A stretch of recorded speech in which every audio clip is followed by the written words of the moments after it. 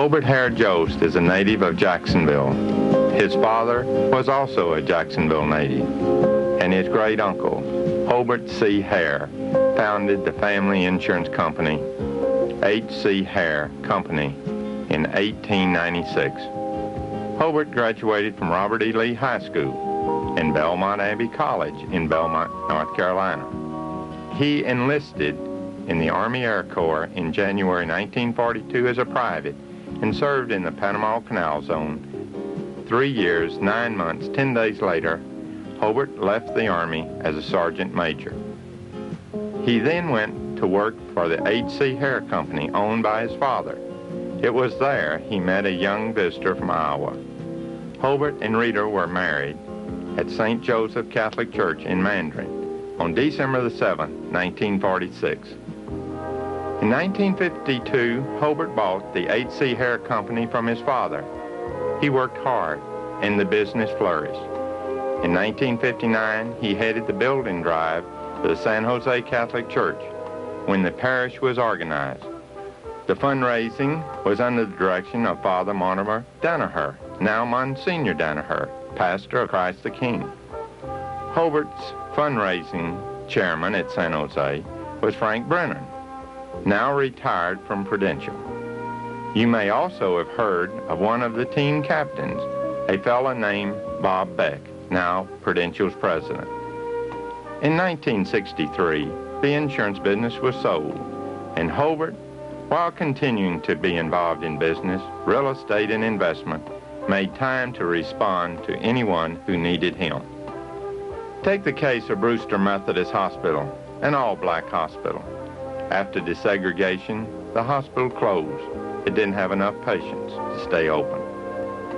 Then, in 1966, Gordon Blaylock asked Hobart to join a group interested in revamping the hospital. Hobart and Gordon got a 50-year lease from the Methodist women for $1 a year, then borrowed $1,200,000 toward revamping the hospital. Hobart volunteered to head the fund drive for the hospital. He had a desk in what is now the hospital's x-ray department. His work culminated 6 months later when Methodist Hospital was remodeled and reopened as a private hospital, open to all. Hobart was the second president of the board and for many years served as chairman of the Hospital Foundation, continuing to support its activities like the hospital's new hospice program. In 1970, the Catholic Charity Housing Foundation was formed to build housing for the elderly. Hobart's been working on that program for 12 years. Groundbreaking was held April the 11th, 1983. The apartment complex is in Arlington. It's open to all races and religions. Hobart has also served on the board of advisors of the All Saints Home for the Aged for 4 years. For 5 years, Hobart served St. Vincent Hospital Community Mental Health Board, and as a member and past president of Rotary Club of South Jacksonville. Hobart came to the aid of local dentists who went to Mexico to donate their services to the poor. In addition, Methodist Hospital Board of Directors honored him with a Paul Harris Fellowship. A friend, Roger Main, persuaded Hobart to serve on the board of the Salvation Army. Hobart feels very rewarded by his association with the Salvation Army because he is convinced the Army serves the neediest of the needy. Hobart has also combined his interest in medicine with the interest in education by serving as the chairman of the Board of Trustees of the Jacksonville Health Education Program. He played a leading role in strengthening that fantastic organization. He also served on the Board of Trustees of University Hospital Academic Fund and is vice chairman of the Jacksonville Electric Authority. Hobart Joost is also, and we have his wife's testimony to this, the best yard man in Duval County. Hobart and Rita are the parents of 7 children, 4 boys, 3 girls, and 3 granddaughters, the third one having been born as recently as May 2nd. He has also made a major contribution to higher education.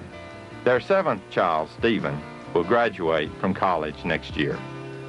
In 1980, Hobart was invested as a Knight of the Sovereign Order of Malta. The order grew out of a hospital established in Jerusalem in 1042. It is the oldest order of knighthood in existence, and it continues to support health care in over 50 countries.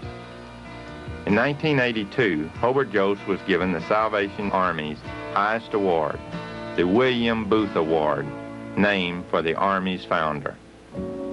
But Hobart Joost has also gained in his giving many friends and a great deal of respect and affection for those he has worked with. What has made Hobart Joost so effective? A friend says that he has a good mind. He never backs off, but most important, the friend says, he's a true believer in God. God is his focus in life. He added, Hobart thinks well of his fellow men. He doesn't think anybody can do any wrong. And that's the man we're honoring tonight. A shy man, we're told. A humble man we know. A man who epitomizes the true qualities of brotherhood.